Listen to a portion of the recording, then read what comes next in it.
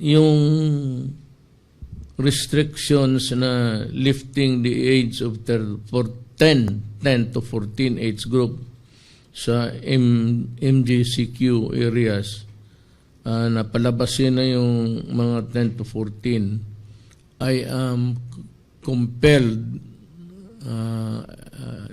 it has nothing to do with their incompetence, not at all. Akin is a precaution because there was or is a strain discovered in the Cordillera na that is very similar to the strain dito sa United Kingdom. How it got there is beyond me. Hindi ko talaga bakit dumating doon.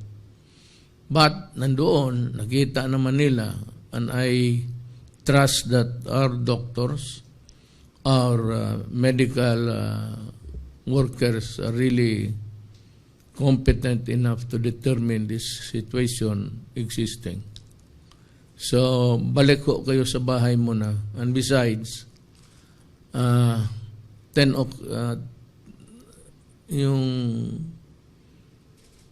10 years old to 14, ito medyo matanda na mahirap ito i-manage.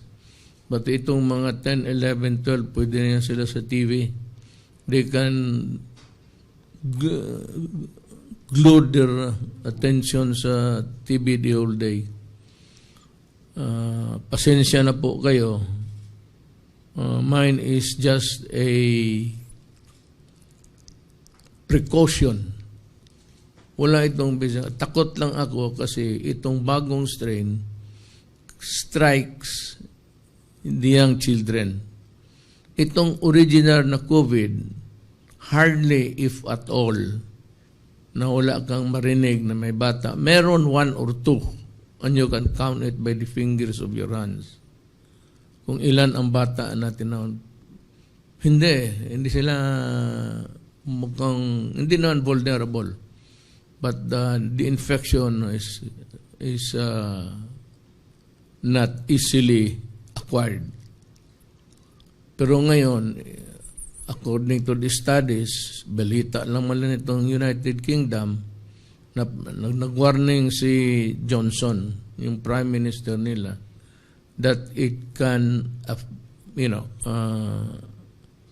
that kind of affliction can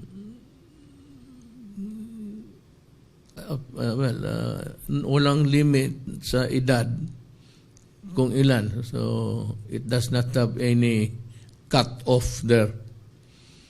So, just to be sure, and in our desire to protect our people, napilitan akong i-reimpose yung 10 to 14. Not at this time.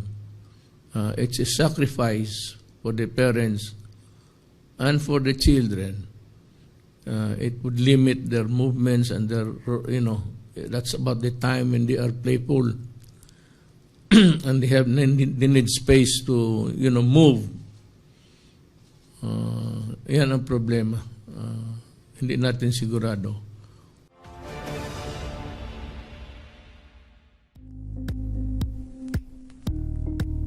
Thank you for watching Politico TV. Please like and subscribe to our channel for more videos.